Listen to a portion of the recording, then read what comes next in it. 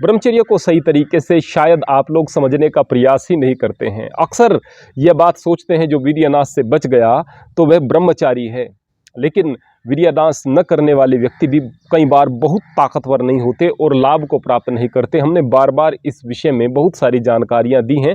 उसके पीछे कुछ अन्य वैज्ञानिक कारण भी होते हैं, उनके बारे में भी हम थोड़ा सा ब्रीफ में आपको यहाँ आज बताएंगे। अक्सर हम यह भी बात करते हैं कि इतिहास में फला आदमी ब्रह्मचारी था, बोले कि हाँ वह अखंड ब्रह्मचारी था, तभी आकर के कोई व्यक्ति कह देता है अरे नहीं वह तो विवाहित था, वह ब्रह्मचारी कैसे हो सकता है।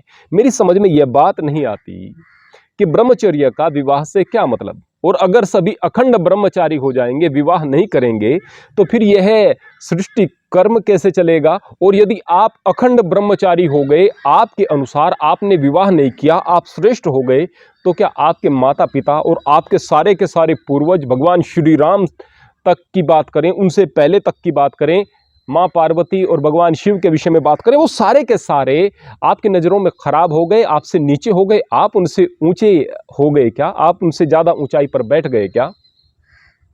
वास्तव में कई प्रकार की गलत धारणाएं हम अपने मन में बना करके रखते हैं। बड़े बड़े हमारे ऋषि महर्षि सारे विवाहित हुआ करते थे, विवाह बाधा नहीं है। अब यह भी सवाल होता है ब्रह्मचारी विवाह कब करे। भाई 25 साल की उम्र तक ब्रह्मचर्य का पालन करते हुए 25 साल की उम्र में गृहस्थ आश्रम में प्रवेश करें, सीधी सीधी सी बात है। लेकिन जिसको ब्रह्मचर्य की सूझी ही 25 साल में है, उससे पहले उसे ब्रह्मचर्य की अवधारणा का पता ही नहीं था और अब तक शरीर का विनाश बहुत ज्यादा कर लिया है, अब विवाह कर लेगा, क्या वो विवाह कामयाब उसका रहेगा? क्या वह उन सारे के सारे पैमानों की कसौटी पर खरा उतरेगा जो कि एक गृहस्थ के लिए धर्म ने तैयार किए हैं? वास्तव में नहीं होगा। वह कुंठित व्यक्ति, वो कमजोर व्यक्ति विवाह कर लेगा तो निश्चित रूप से विवाह कामयाब नहीं चलेगा या फिर बहुत सारी परेशानियां आएंगी। तो फिर विवाह कब करे? विवाह तब करे जब कम से कम 5 साल तक ब्रह्मचर्य का पालन करके अपने शरीर को रिकवर वह कर ले। 25 साल की उम्र में सूझा कि मुझे ब्रह्मचर्य का पालन करना है, अब आप सोचें कि मैं 30 साल की उम्र से पहले विवाह नहीं करूंगा। 5 साल तक कम से कम आप सही प्रकार से ब्रह्मचर्य का पालन करें। 5 साल तक आप सही तरीके से ब्रह्मचर्य को समझें, अपने शरीर को मजबूत करें, रोगों से मुक्त करें और फिर यह संकल्प लेकर के कि मैं विवाह के पवित्र बंधन में बंध रहा हूं। हमारी संस्कृति में, भारतीय संस्कृति में, सत्य सनातन वैदिक धर्म में विवाह कोई अनुबंध नहीं है या कोई कॉन्ट्रैक्ट नहीं है, यह एक पवित्र बंधन है जो जन्म जन्मांतर तक का बंधन है। यहां पर स्त्री यदि पुरुष को पूर्ण रूप से अपने आप को समर्पण करके अपने जीवन का आधार मानती है, वहीं पुरुष का भी कर्तव्य होता है। फेरों के समय वचन दिलाए जाते हैं कि पत्नी से पूछ करके आगे गृहस्थी का जो है संचालन करेंगे, एक मत होकर के संचालन करेंगे, मैं आपकी हर भावनाओं की कद्र करूंगा, इत्यादि इत्यादि। तो इस प्रकार से आप विवाह करेंगे और इस प्रकार का जीवन आगे लेकर के चलेंगे, जहां स्वास्थ्य हो, जहां सुख हो, जहां आनंद हो, तो निश्चित रूप से आप सुखी रहेंगे और गृहस्थ में रहते हुए भी ब्रह्मचारी ही रहेंगे, जो केवल अपनी एक पत्नी के अतिरिक्त किसी दूसरे की तरफ नजर नहीं रखता है। सभी माताएं बहनें उसे दिखाई देती हैं, अपनी पत्नी के साथ में, प्रेम के साथ में वह अपना जीवन व्यतीत कर रहा है, तो वह भी ब्रह्मचारी ही है। अब वैवाहिक जीवन में ब्रह्मचर्य का पालन कैसे हो? निश्चित रूप से होगा यदि आप अपनी पत्नी को बहुत प्रेम कर रहे होंगे, उसका सम्मान कर रहे होंगे। पति पत्नी के संबंध हैं, उनसे बिल्कुल दूर नहीं, उनको बहुत कम रखना है और उनको प्रेम पूर्वक सही तरीके से जीवन में धारण करना है। इसमें पत्नी भी आपका सहयोग करेगी यदि इस प्रकार से आप ब्रह्मचर्य का पालन कर रहे हैं। जीवन में गंदगी ही बड़ी चीज नहीं है, जीवन में पवित्रता, प्रेम और समर्पण यह उससे बढ़कर के कुछ है। मैं बिल्कुल ऐसा नहीं कहता हूं कि आप लोग सामान्य गृहस्थ का जीवन न जिए, मैं कहता हूं कि आप हर वक्त वासनाओं से भरे हुए न रहें। पति को केवल ऐसा न समझे कि एक ऐसा संबंध मिल गया है जिसके साथ में बस आप शारीरिक सुख को भोग रहे हैं। इसी प्रकार पति विवाह के पश्चात पत्नी को ऐसा न समझे कि बस अब तो ऐसा रिश्ता मिल गया है जिससे कि हम शारीरिक संबंध से एक दूसरे से जुड़े रहेंगे। नहीं मेरे प्यारे बच्चों, मैं आप लोगों से केवल एक बात कहना चाहता हूं, ये इतना पवित्र बंधन है, इतना अच्छा बंधन है, क्योंकि इसी रिश्ते पर सारे रिश्ते टिके हुए हैं। यदि पति पत्नी अच्छे प्रकार से नहीं रहेंगे तो संतान भी अच्छी नहीं होगी। संतान अच्छी नहीं होगी तो माँ बाप की कदर क्या करेगी, बड़ों की कदर क्या करेगी। माँ बाप की और बड़ों की कदर बेहतर तरीके से नहीं करेगी वह संतान, परिवार में विपरीत माहौल बना रहेगा। आगे बहू आएगी, उसके साथ भी संबंध अच्छे नहीं होंगे, घर में कलह होगी, सारी चीज़ें गड़बड़ा जाएंगी, देश गड़बड़ा जाता है, समाज गड़बड़ा जाता है। तो इसलिए इस बात को हम समझें।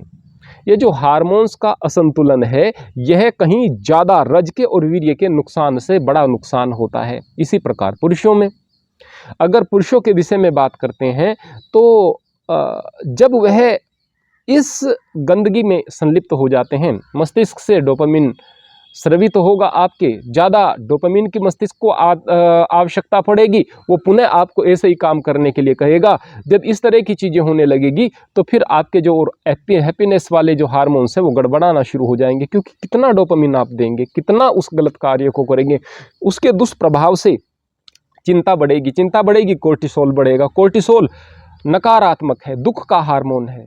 फिर आपके सेरोटोनिन और मेलाटोनिन हार्मोन गड़बड़ होना शुरू हो जाएंगे, पेट गड़बड़ होगा, पेट से ही मेलाटोनिन वगैरह का उत्पादन होता है, आपकी नींद गड़बड़ा जाएगी, नींद गड़बड़ा जाएगी, साथ में आपकी आवाज़ जो है वो कमज़ोर होना शुरू हो जाएगी, आपकी मांसपेशियां कमज़ोर होना शुरू हो जाएंगी। जब ये सारी की सारी दिक्कतें आ रही होंगी उस वक्त आप क्या करोगे? आप सोचोगे कि बस ये सारी चीज़ें ब्रह्मचर्य नाश की वजह से हुई हैं। बिल्कुल हुई हैं, लेकिन आप केवल वीर्यनाश को रोक रहे हैं, आप ब्रह्मचर्य का संकल्प ले रहे हैं। दूसरी जो चीज़ें हैं वो सारी की सारी वहीं की वहीं खड़ी हैं, दिमाग में आपके वही चीज़ें चल रही हैं, चिंता है, तनाव है, या फिर बार बार इस चीज़ का प्रेशर है कि मेरा ब्रह्मचर्य खंडित हो जाता है।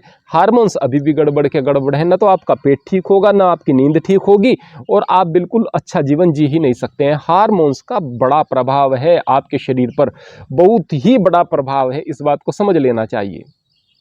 अब आपको यह भी समझना होगा कि ब्रह्मचर्य के लाभ की अधिकतम अवधि कितनी है, जिससे कि ब्रह्मचर्य नाश से हमने जो खोया है उसको प्राप्त कर सकें। देखिएगा प्रियवर, आपने बहुत समय तक ब्रह्मचर्य नाश से बहुत सारी चीज़ों को खोया है, पूरा करने में तो उम्र बीत जाती है।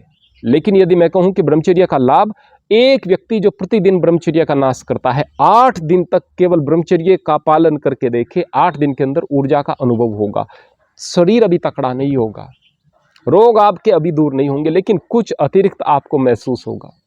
जो कभी कभी ब्रह्मचर्य नाश कर रहा है, हफ्ते में 1-2 बार कर रहा है, वो 1 महीने में अपने अंतर को देख लेगा। 1 महीना तक आप करके देखो, फिर कहेंगे कि शरीर में कब तक प्रभाव पड़ेगा। 1 साल के बाद कुछ प्रभाव दिखाई देने शुरू होंगे आपको, आपके आपकी खोई हुई सारी की सारी शक्तियाँ आपको वापस आती हुई दिखाई देंगी। अब आप कहेंगे कि क्या 1 साल में पूरा ठीक हो जाएंगे? नहीं भाई, 5 साल कम से कम लगेंगे आपकी सारी बीमारियों को ठीक होने में, आपके रिकवर होने में, या पहले जैसा होने में 5 साल लग जाते हैं। इसीलिए हम बार बार कहते हैं कि यदि किसी के पास में समय है तो 5 साल इंतजार करे। 25 साल की उम्र में ब्रह्मचर्य की सूझी, 30 साल की उम्र में वह विवाह करे, तब तक ब्रह्मचर्य का पालन करके अपने शरीर को मजबूत बनाए। 30 साल की उम्र में आपको ब्रह्मचर्य की सूझी, तो अब आप 35 साल की उम्र में विवाह करेंगे, उससे पहले आप विवाह बिल्कुल न करें। 35 साल की उम्र में सूझी तो आप 40 साल की उम्र में विवाह करें। अब आप कहेंगे कि इस प्रकार से तो हम ओवरेज हो जाएंगे, फिर क्या होगा? अब हम आपसे पूछते हैं कि आप ओवरेज नहीं हुए, 35 साल की उम्र में भी कायदे में ओवरेज ही हैं, लेकिन आप ओवरेज नहीं हुए, आपने 35 साल की उम्र में इसलिए कि ओवरेज न हो जाऊं विवाह कर लिया। अभी आप कमज़ोर हैं, अभी आपने शारीरिक क्षमताओं को खो दिया है, अभी आपको अनेक प्रकार की बीमारी है, अब विवाह कर लिया तो क्या वो विवाह चलेगा? क्या समस्याएं नहीं आएंगी?